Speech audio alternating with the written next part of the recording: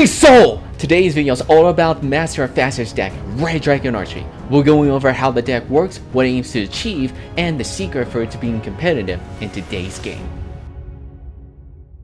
What's going on, my friend? This is SynchroGuy, and welcome to today's video where we're going to be talking about the Red Dragon Archfiend deck.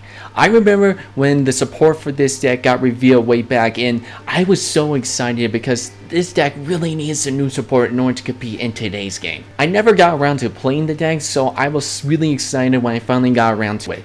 However, during my play testing with the deck, I noticed there were a couple key issues, and that's kind of a bit of a problem because if you look at today's game, we got stuff like Snake Eyes running around, and we need to be able to compete against decks like that. Well, that's when the other part of this deck comes in. Centur-Ion. We decided to recruit these lovely ladies because not only can they help keep this deck playing, but they can also work around the deck's working restrictions. Overall, I think this version of the Red Dragon Archfiend deck is the best version that currently exists, and I'll show you why in just a sec. But before we get into the replays, don't forget to hit that like button if you enjoyed today's video, comment down below if you think there's a better version of this deck, and don't forget to subscribe so you get more doses of Yu-Gi-Oh goodness. Alright, let's get into the replays. Alright, so for this first replay, I'm going to be showcasing you the main combo play that you want to perform with this deck. So, we're first going to try to use the Stone Super here to search out our Soul Resonator, but that's going to get met with Ash. Crap. But that's okay, we still have other ways to get to the Soul Resonator via Crimson Gaia, so we use that to search the Soul Resonator, normal summon down, and normally you would get the Bone Archfiend off a Soul Resonator, but since it's already in hand, we decided to go for the Uvolup, which we'll use as discard for Bone Archfiend. We'll then use Bone Archfiend's other effect to send the Crimson Resonator to the graveyard, go for Red Rising to bring back the Crimson Resonator, so that way we can use this effect to get 2 more Resonator monsters on board. Alright, we'll go for Scar Red, have Vision Resonator searches out the Red Zone trap, and then equal summon to Abyss, and then trigger some effects will to get out the OG Red Dragon Archfiend, and Synchro Resonator will get us back the Vision, which will special summon out, go for Bestial Dispatter, and then go to Elixir, which will, if you didn't have a Centur-Ion card in your opening hand, this play here will get you into that Centur-Ion engine, which is really cool. And also, since we have Uvolup available to us, we can use that as our discard folder for stand-up Centur-Ion, so we can keep all our other cards in hand. And this also counts as our red zone play if a Bestial Dispatch becomes available. And so here we got main Centur-Ion play lined up. Our opponent, as soon as our opponent makes a move, I go for the Centur-Ion play. And this is getting pretty much almost like. This is pretty much going to be game in a sense because we kind of lock out their play, or at least, you know, you think it would be the game, but no, they drop card on us. Unfortunate, but well, and yeah, they even called by the Uvolups, like, come on, not the Uvolup. But you know what? It's fine. It's fine. We pretty much still got this. We got plenty of ways to get rid of all this stuff, but it's just my only issue here was just like my back row was just so clogged up with so many things. It's like I need to clear out some space. But again, but you know, I cleared up some space, and we've got plenty of big bodies on board to go for game. Yeah. This deck is really fun. All right, on to the next replay. Alright, so for this next replay, we're going to be going in a second against Sprite, and I just want to showcase like the power of having 2 different kinds of engines with this deck. So we're going against Sprite, and I use Ash to stop the starter harder, trying to hopefully maybe stop them in their tracks, but unfortunately that did not happen. They're just going to go kind of full combo here, like, that sucks. But I was just thinking, like, I don't know, what are we going to do here? Because I didn't have any other hand chance to stop all of this, and I don't know if I can bait out everything. I mean, I can try, but it's like, but you know what? We have access to both our engines, so it's like, you know, I'd say, you know, we give it a shot. So here I use I tried to use the Searcher with the Resonator call, but then that surprisingly gets stopped, and they tribute off the sprint. It's like, okay, that's one less interruption I have to deal with. And then also use Red to stop the Bone Archfiend special summon. Like, and for this point, just rest my post very trigger. Oh, you think freaking who plays Cosmic Cycle? That was such a weird thing. But here, I know some bone archery and just attack over the sprites, so that's one last thing for me to deal with during their turn. Right, and since they've been so trigger happy, I figure I try to use bone archery to bait out the toad, which successfully works. And from there, we are able to use our Centur-Ion engine to keep us in the duel and interact with our opponent during their turn. So with the low cards available to our opponent at that moment, man, we got a clear way to try to secure ourselves the victory, I believe. Why am I saying believe? I was like, yeah. But yeah, I go for Lacia here just so to, you know, pop the red so they don't have a level 2 body on board, and thankfully that's game. Alright, let me show you the last replay. Alright, for this last replay, we're going to be going first, and again, I just wanted to showcase why I believe having like 2 different kinds of engines with this deck is really helpful, because as you see, we tried to do a Red Dragon play, but that got stopped with Imperm, and we didn't have enough fault to continue that play, but so we decided to go for the Centur-Ion engine, and thankfully, like, this all eventually go through, and again, this is why I like having the Centur-Ion engine, because this gives us a way to make sure we stay in the duel, and that's the main thing. We want to live to see another turn, so that way we can potentially either just continue. We can either continue with the Centur-Ion play next turn, or we may be able to see access to our Red Dragon play and be able to perform that.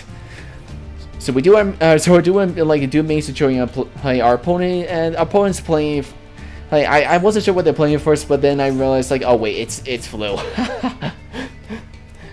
And I decided to, like, I didn't special summon out my Centur-Ion monsters just yet, because, well, I saw they play Imperm, and I was being cautious, because if they had another Imperm to stop my Crimson Dragon, well then I wasn't going to be able to stop it, and that was going to put us in a very poor position. So I decided to wait for them to commit to a card on board, and so that we have a better chance of successfully resolving the Crimson Dragon. And thinking that's the case, we go for King Calamity, and stopped out their turn. But our turn's not going to be being much, because, well, they have the Harvest Feather Storm, which sucks, but you know what, it's what it is. The main thing I will say is, like, I freaking drew into Gargoyle Noah too. That was gonna be I was gonna set that with the other stamps at Centur-Ion, but unfortunately I top deck into it. Like, that would give me a game. Hey, but I mean, looking back on it, I could have actually, had I used Phalanx here to get rid of that Eaglin during my previous turn, and then use the pretty much special summon stuff, which would have been a trap effect, not a monster effect, so it would be able to special summon stuff, and then I could have just attacked directly for game, but I didn't see the line at the time, so is what it is. We still have plenty interruption to try to, well, kind of stop our opponent in tracks, in a sense, kind of. And here they go for the England play, and they tried to stop our effect, but thankfully we had double. Hobbles, like, you always want to stop the Eagle when going up against Flu, you know. But unfortunately, that's they already had the Empen in hand. Like, So already this is starting to our situation is starting to look pretty dire here, because now that they got the Empen on board, it's like, boy, how are we gonna make this work? Again, like, they also have, we know we have the Dreaming Town set, so if we try to do something, they're gonna just do Dreaming Town, and they're just like, boy, it's not looking good. So what I decided to go for the Centur-Ion bit of a play here, mostly to try to get them to use that Dreaming Town hound, so that way once they do their Philanthropy's play, we've got our way cleared up to try to do our Red Dragon play. I don't know why. Okay, actually, I should not have used a Primera right here, because, well, I kind of feel the Apex Avion, but I forgot about Dreaming Town's Book of Moon effect, so I just pretty much just helped my opponent out there. But you know what? It's still fine, because, well, the plan that successfully worked, where they used up their Dreaming Town, and like they made double Empen, like crap. Yeah, but with the deck we're playing, we are able to deal with this, and now since they use their Dreaming Town, we are able to use our Red Dragon engine now. So we're gonna use Bone Archfiend to get rid of one of our set monsters, so we have a little more room to work with. And I could have just gone straight for the Red Dragon Archfiend here, but I don't know. It's like I was kind of still in the mindset of like doing the Red Rising play. So yeah. But thankfully, thanks to Kurt's Guy, when our Red Dragon Archfiend attacks, we were able to book all of our opponent's monsters, and well, we were able to use Red Dragon's Fight to pop them all and clear our way to their life points for a game. This was just mostly just a kind of like a fun duel. I just wanted to showcase like how good this deck can be, hey, with these two different engines. All right, let's get into the deck profile. And here's our current deck list. So for this deck, we're playing 3 copies of Soul Resonator, 2 copies of Vision Resonator, 1 Crimson Resonator, 1 Synchron Resonator, 2 copies of Bone Archfiend, 1 copy of Overloop, 3 copies of the Stone Sweeper, 2 copies of Resonator Call, 2 copies of Crimson Gaia, 1 Foolish Burial, and 1 Red Zone. Then for the Centur-Ion part, we're playing 1 Primera, 1 True Dea, 1 Gargoyle number 2, 1 Wake Up Centur-Ion, 3 Emblem Oath, 3 copies of Stand Up Centur-Ion, and the 1 Phalanx. Then for the rest of the non-engine stuff, we're playing 1 Call by the Grave, 3 Cardside Designators, 3 copies of Imperm, 2 copies of Effect Veiler, 2 copies of Nibiru, and then 3 copies of the Ash Blossom.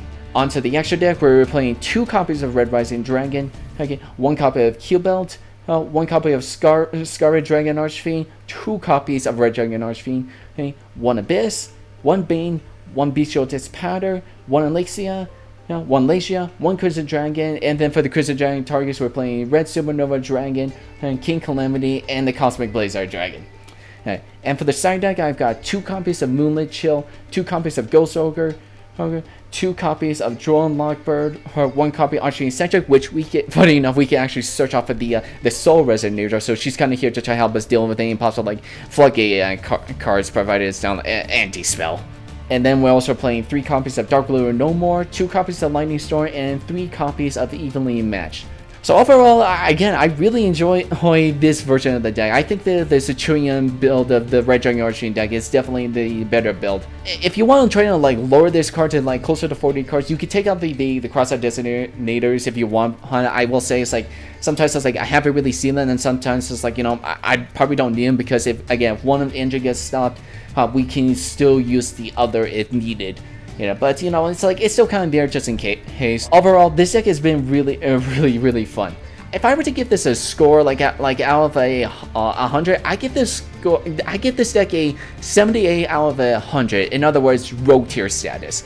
Yes, while it is good, it does have a couple issues. Like I can just feel like it just needs a little something more. While it's good, I don't see it's not gonna be like top tier 1 like tier 1 status. But still, this is a fun deck you can still take to your locals, and still like you could do pretty well with it. That is as long as you play your cards right, of course. But overall, if you want to give Red Dragon Archfiend a shot, give this version a try. But they're also playing other versions. I still recommend the Centur-Ion version because this is it's really good. It's so much fun. But anyway, my friend, thank you so much for watching, and I hope you have/had an awesome day today.